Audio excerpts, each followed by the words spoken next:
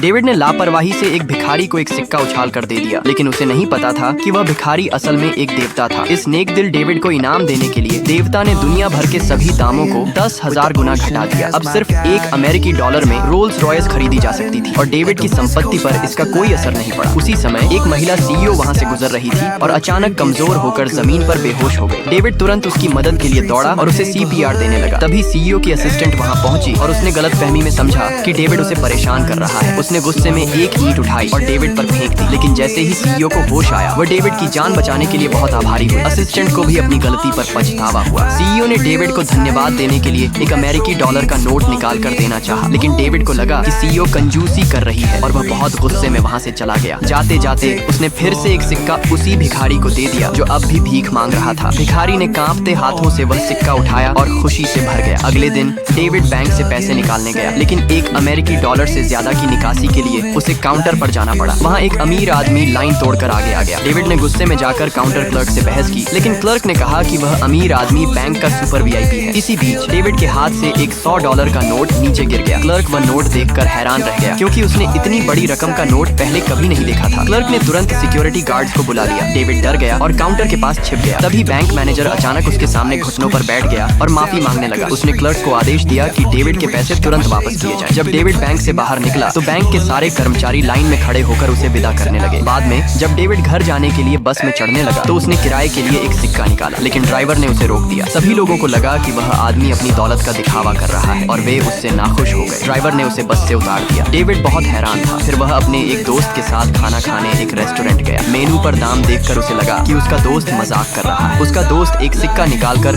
बार बार दिखाने लगा और घमंड से पेश आया। डेविड को लगा कि उसका दोस्त पागल जैसा बर्ताव कर रहा है। खाना खाने के बाद जब बिल चुकाने का समय आया तो डेविड ने अपनी जेब से $100 अमेरिकी डॉलर का नोट निकाला। सभी लोग दंग रह गए। स्टाफ ने तुरंत सिक्योरिटी को बुलाया और डेविड को रेस्टोरेंट के मालिक के पास ले गए। मालिक को लगा कि वह आदमी पूरा रेस्टोरेंट खरीदना चाहता है, इसलिए उसने तुरंत एक कॉन्ट्रैक्ट निकाल दिया। इससे पहले कि डेविड कुछ समझ पाता, वह $100 अमेरिकी डॉलर में रेस्टोरेंट का मालिक बन गया।